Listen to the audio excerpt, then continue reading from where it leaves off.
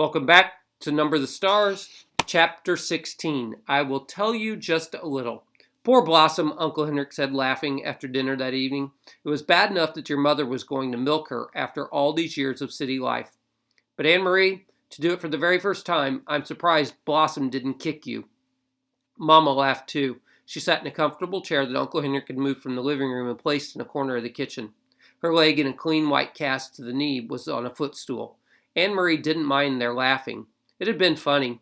When she had arrived back at the farmhouse, she had run along the road to avoid the soldiers who might be still in the woods, now carrying nothing. She was in no danger. Mama and Kirsty were gone. There was a note, hastily written from Mama, that the doctor was taking her in his car to the local hospital, that they would be back soon. But the noise from Blossom, forgotten, unmilked, uncomfortable, in the barn, had sent Anne-Marie warily out with a milking bucket. She had done her best trying to ignore Blossom's irritated snorts and tossing head, remembering how Uncle Henrik's hands had worked with a firm, rhythmic pulling motion, and she had milked. I could have done it, Kirsty announced. You only have to pull and it squirts out. I could do it easily. Anne-Marie rolled her eyes. I'd like to see you try, she thought. Is Ellen coming back? Kirsty asked, forgetting the cow after a moment. She said she'd make a dress for my doll. Anne-Marie and I will help you make a dress, Mama told her. Ellen had to go with her parents. Wasn't that a nice surprise that the Rosens came last night to get her? She could have waked me up to say goodbye, Kirsty grumbled, spooning some imaginary food into the painted mouth of the doll she had propped in a chair beside her. Anne-Marie, Uncle Henrik said, getting up from the table and pushing back his chair. If you come with me now to the barn, I'll give you a milking lesson. Wash your hands first. Me too, said Kirsty. Not you too, Mama said. Not this time. I need your help here, since I can't walk very well. You'll have to be my nurse. Kirsty hesitated, deciding whether to argue. Then she said, I'm going to be a nurse when I grow up, not a cow milker, so I have to stay here and take care of Mama. Followed as usual by the kitten, Anne-Marie walked with Uncle Henrik to the barn through a fine misty rain that had begun to fall. It seemed to her that Blossom shook her head happily when she saw Henrik and knew that she would be in good hands again. She sat on the stacked hay and watched while he milked. But her mind was not on the milking. Uncle Henrik, she asked, where are the Rosens and the others? I thought you were taking them to Sweden on your boat. But they weren't there. They were there, he told her, leaning forward against the cow's broadside. You shouldn't know this. You remember that I told you it was safer not to know? But he went on, as his hands moved with their sure and practiced motion. I will tell you just a little because you were so very brave. Brave? Anne-Marie asked, surprised. No, I wasn't. I was very frightened. You risked your life. But I didn't even think about it. I was only thinking of... He interrupted her, smiling. That's all the brave means. Not thinking about the dangers, just thinking about what you must do. Of course you were frightened. I was too today. But you kept your mind on what you had to do. So did I. Now let me tell you about the Rosens. Many of the fishermen have built hidden places in their boats. I have too. Down underneath. I have only to lift the boards in the right place and there is room to hide a few people. Peter and the others in the resistance who work with him bring them to me, and to the other fishermen as well. There are people who hide them and help them along the way to Galilee. Anne-Marie was startled.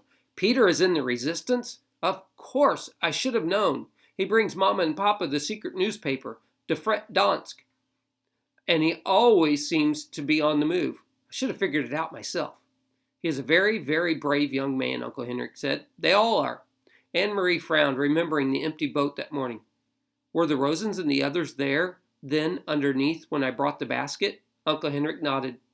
I heard nothing, Anne-Marie said. Of course not. They had to be absolutely quiet for many hours.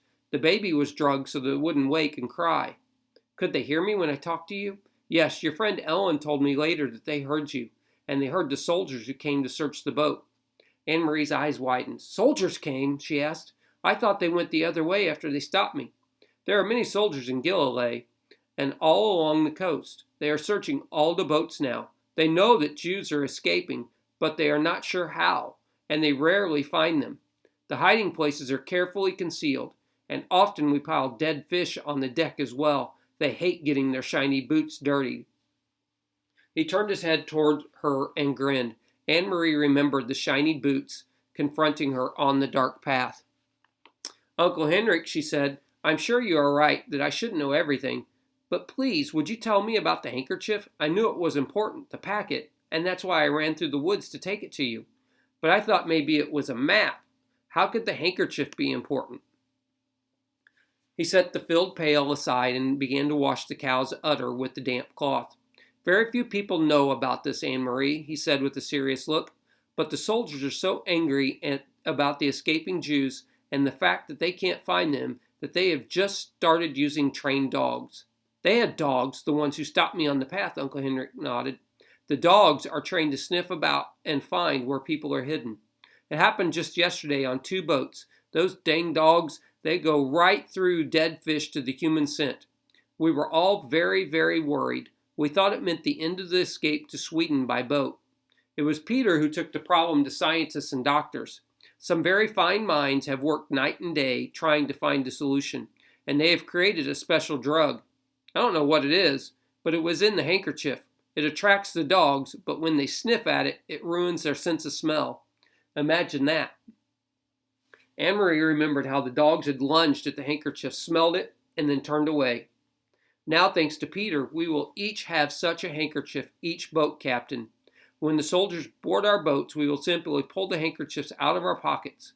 The Germans will probably think we all have bad colds. The dogs will sniff about, sniff the handkerchiefs we are holding, and then roam the boat and find nothing. They will smell nothing.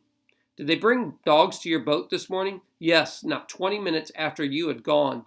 I was about to pull away from the dock when the soldiers appeared and ordered me to halt.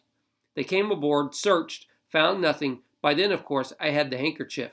If I had not, well," his voice trailed off and he didn't finish the sentence. He didn't need to. "If she had not found the packet where Mr. Rosen had dropped it, if she had not run through the woods, if the soldiers had taken the basket, if she had not reached the boat in time," all of the ifs whirled in Anne-Marie's head. "They are safe in Sweden now," she asked. "You're sure?"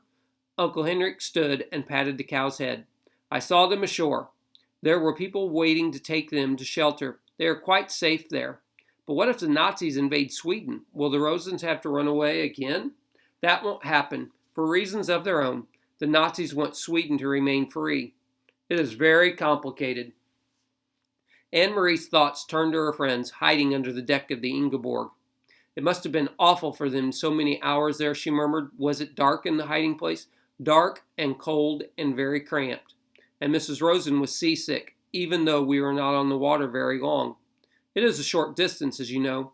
But they are courageous people, and none of that mattered when they stepped ashore. The air was fresh and cool in Sweden. The wind was blowing. The baby was beginning to wake as I said goodbye to them." "I wonder if I will ever see Ellen again," Anne-Marie said sadly. "You will, little one. You saved her life after all. Someday you will find her again. Someday the war will end." Uncle Henrik said, "All wars do." "Now then," he added, stretching, "that was quite a milking lesson, was it not?"